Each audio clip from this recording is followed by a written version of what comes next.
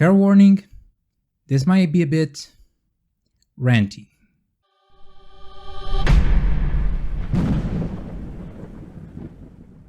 I just finished Critical Role's episode 21, which concludes the mini-arc of the Twilight Mirror Museum heist. I know, I'm pretty behind on Critical Role.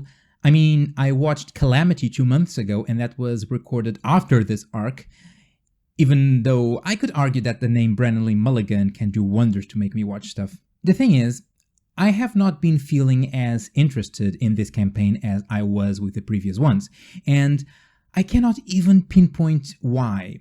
But when I heard there would be a heist arc, I got really excited, so I just started catching up until I finally arrived in episode 19.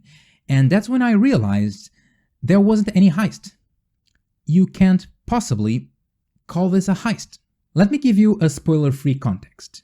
In the past, a noblewoman or lady, or let's call her rich person number 1, her mansion was invaded by thieves, but the burglary was repelled. After that, this other guy, let's call him rich person number 2, he started to brag to rich person number 1 that his museum was so well guarded that it would be impossible for someone to steal anything from him. In the end, like rich people do, they ended up making a bet. Rich person number 1 would gather a couple of teams to intentionally break into the museum and steal something, and if they were successful, she would win the bet. One of these groups ended up being the player characters, and everyone started referring to this mission as a heist.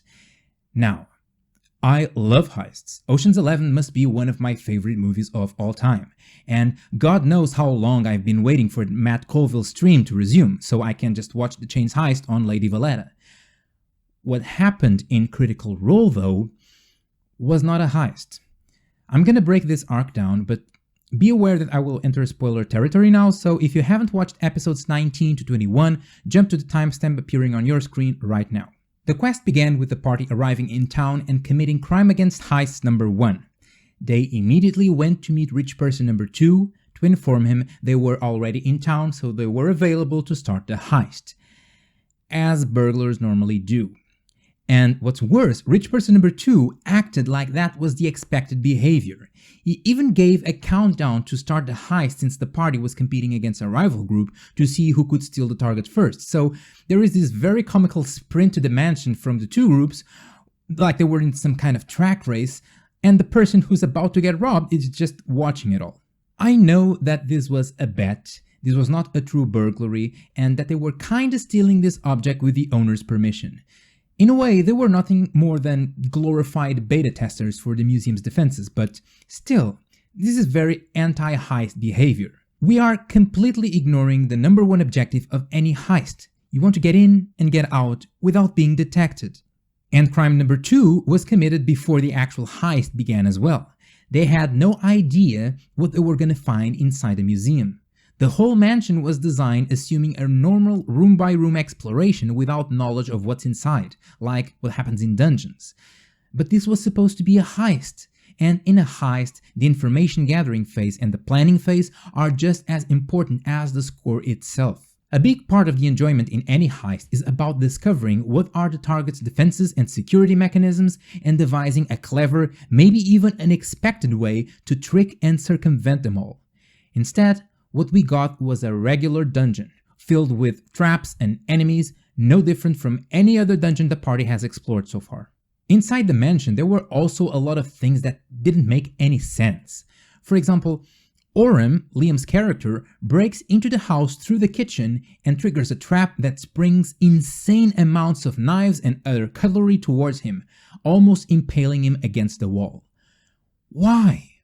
Why would you place a trap like that in the kitchen? People work there. Is there someone whose job is to turn off all the traps in the morning? What if they forget one? What if someone decides to go grab a cup of water at night? If this was to be a test to the museum's security, these should be normal museum defenses, not a deadly gauntlet intended to murder whoever steps into the living spaces of the house. In fact, one of the most common security measures in any heist, guards, were uselessly standing outside the mansion. Why are they not part of the museum's defenses if the goal is to test them? And this is not the only case where something didn't make sense. For example, When they get to the museum part of the mansion, because yes, the jumping knives and lightning statue traps were in the living areas of the house, I just hope that rich person number 2 doesn't sleepwalk, the path that actually led them there was hidden behind a secret passage. Let us not forget, this is a museum. People visit this. Why is the access to the exhibition through a secret door? Doesn't that defeat the whole purpose of it being secret, if visitors will be going through it all the time? I have no doubt that Matt drew out this mansion's map with detail, and I want to believe this wasn't the main access to the exhibition rooms. But even if that is true, why would rich person number 2 need a secret passage to access his own museum inside his own house, aside from leaving more entry options and an obvious and unprotected escape route for the burglars? I think a lot of things don't make sense in this heist and within the museum because Matt didn't design a museum to be the target of a heist. He designed a gauntlet-style dungeon and dressed it as a museum.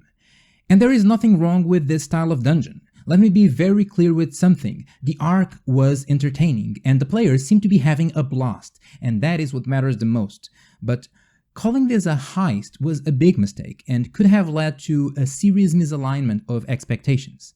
I'm not sure if everyone was on the same page for this, or if there was some goodwill on the player's part, but if someone was expecting a real heist, they could have been seriously disappointed. Even the deadliness of the traps, including their placement in nonsensical locations like the kitchen, are byproducts of this design mistake. In a heist, the way you lose is if you're discovered and caught. Every mistake you make during the score will get you closer to detection, and open conflict with the police, for example, is simply the ultimate consequence of that detection. Since in Critical Role they were detected even before the heist began, this couldn't be used as a consequence of the party's mistakes, so Mercer's defaulted to the standard measure of resource depletion in D&D, damage. And suddenly, it seemed like every trap in the museum was meant to kill trespassers. Because it was. Because nothing else could have been used as a consequence of failure in each challenge the dungeon presented them. Again, this wasn't bad D&D. It was just not a heist. It was a race through an obstacle course. In other words, a gauntlet dungeon. In no way different than ancient ruins with magical artifacts in the end, loaded with traps and enemies in the middle. So, how should this have been if it was to be a proper heist? To put it quickly, they should have been able to scout the area and get access to some kind of blueprint of the museum so they could see what were the security measures and prepare ways to pass through them. They should have been incognito since the beginning, and detection should have been the consequence of failure, not death like Ashton was rightfully angry about in the end of the arc. And the world building of the museum should have been done with these guiding principles in mind. It shouldn't have felt like rich person number 2 put together a giant obstacle course intended to murder the characters, but rather as a functional museum with normal, non-lethal security measures that was just about to be robbed. I released a video a couple of weeks ago talking about what we can learn from Assassin's Creed to improve our D&D games. There's a link up there in the eye, and I feel like that design philosophy applies really well here. The museum should have been like a giant restricted area from Assassin's Creed with many access points, hiding places, routes to the target, and guard squads with no defined correct path to reach the goal. And gathering this intel beforehand with some analogous version of Eagle Vision, the players could have devised their own infiltration plan. In fact, now that I think of it, Assassin's Creed really has a lot of elements that are really good to borrow for heist missions, so I strongly encourage you to check that video out. My main concern here is that because of Critical Role's popularity, this example of a so-called heist becomes so disseminated that people assume this as the model example of a heist mission. And that is not true. A real heist is completely different. And if you think I have no reason to be fearful of this, just read the published adventure Waterdeep's Dragon Heist. That is not a heist at all. They do exactly the same thing. It's happening. So, to try and contribute with something here, because I don't like ranting about stuff without providing some input, next week you can expect another video from me for the DM's Den, where I will be sharing my advice on how to run a heist mission in Dungeons & Dragons. It will be complete with the normal structure of a heist, what you will need to prep as a DM, and how you should run it during the actual score. I will link it up there too or down below in the Underdark as soon as it comes out. I'll keep watching Critical Role, and if I feel some strong opinions about something else, I might return here and share my thoughts with you again.